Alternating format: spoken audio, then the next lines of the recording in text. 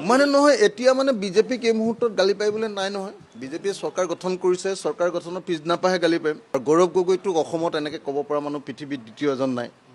ময়ে আছোঁ যি কওঁ, বাকীতো তেওঁলোকৰ পাৰ্টীৰ মানুহে কোনেও ক'বই নোৱাৰে। আৰু বুদ্ধিজীৱীসকলেতো নকয় গৌৰৱ গগৈৰ বিৰুদ্ধে। গতিকে মই চান্সতে এই যে দুদিনৰ গেপ পালোঁ, এই 2 দিনৰ গেপত অকণমান গৌৰৱ গগৈ গাটো গৰম কৰি দিছোঁ। তাৰপিছত আৰু নকওঁ, এতিয়া চৰকাৰ গঠন হ'লে চৰকাৰ বিৰুদ্ধে লাগিব। 29জন বিধায়কেও কংগ্ৰেছৰ সেই ভূমিকা পালন নকৰিলে। 29জন বিধায়কে সেই ভূমিকা পালন নকৰাৰ কাৰণে বিজেপিৰ লগত হঠা মিতিৰালি কৰি থকাৰ কাৰণে তেওঁলোকৰ 6জন গুচিয়ে গ'ল বিজেপিলৈ। আমাৰ শক্তি বৃদ্ধিহে হ'ল, তেওঁলোকৰ কমিলে। তেওঁলোকৰ মানুহকেইটাৰ আদৰ্শ চাদৰ্শ নাই, বুজাবুজিত থাকে। সেইকাৰণে ৰাইজে ভৰসা কৰা নাই। তেওঁলোকৰ 19জন, আমাৰ 2জন। 2জনেই আমি হিমন্তক লৰাই দিওঁ নে 19জনে লৰাই দিয়ে, আপোনালোকে নিজে চালে গম পাব নহয়। যোৱা 5 বছৰত মোৰ নিজৰ অভিজ্ঞতাটো হ'ল যে কংগ্ৰেছে বিজেপিৰ লগত বিধানসভাত বুজাপৰাৰ কৰি আছিল।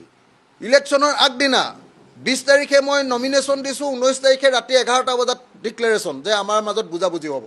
3টা গগৈয়ে কোনখন মিটিং কৰিলোঁ মোক দেখুৱাই দিয়ক।